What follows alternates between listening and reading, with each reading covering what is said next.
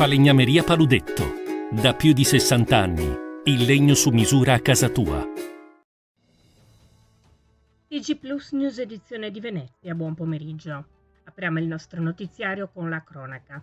Il presidente della Regione Veneto, Luca Zaia, introduce la giornata internazionale per l'eliminazione della violenza sulle donne che in Veneto, dove si sta ancora vivendo la tragedia di Giulia Cecchettin, quest'anno è particolarmente sentita.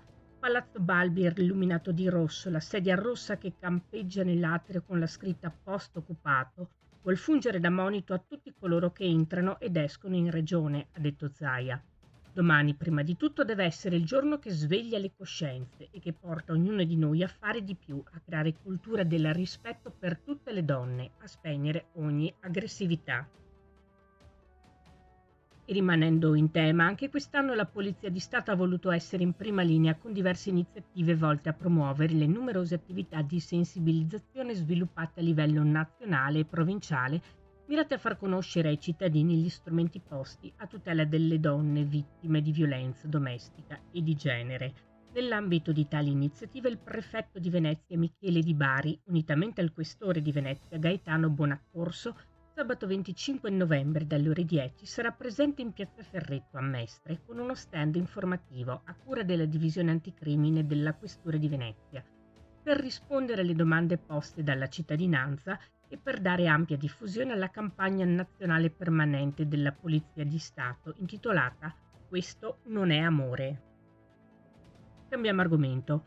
Sarà un fine anno più sereno per gli oltre 600 lavoratori della ex Lafert di San Donà di Piave e 290 di Piave, azienda attiva nel settore della progettazione e produzione di motori elettrici e di azionamenti customizzati. Di recente si è chiusa una trattativa lunga quasi 4 mesi che ha portato alla firma di un nuovo integrativo della durata di 4 anni.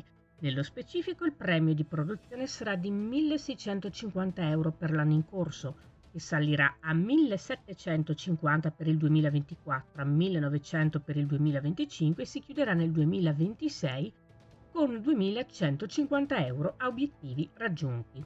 Siamo arrivati a un'intesa, fa sapere Riccardo Montagnier della FIM CISL Venezia, senza ricorrere allo sciopero. Voltiamo pagina.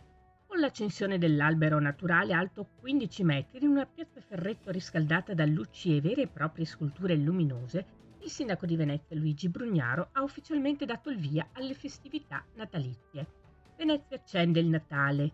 Lungo tutto il periodo festivo coinvolgerà il cuore di Mestre, insieme alle sue vie adiacenti, per raccogliere residenti e visitatori nell'atmosfera e nella magia di Natale.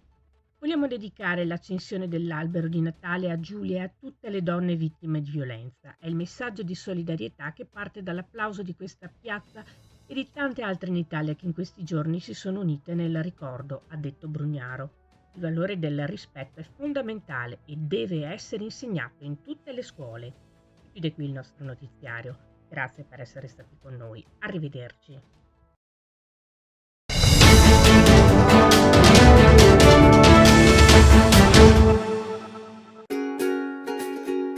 Falegnameria Paludetto. Da più di 60 anni. Il legno su misura a casa tua.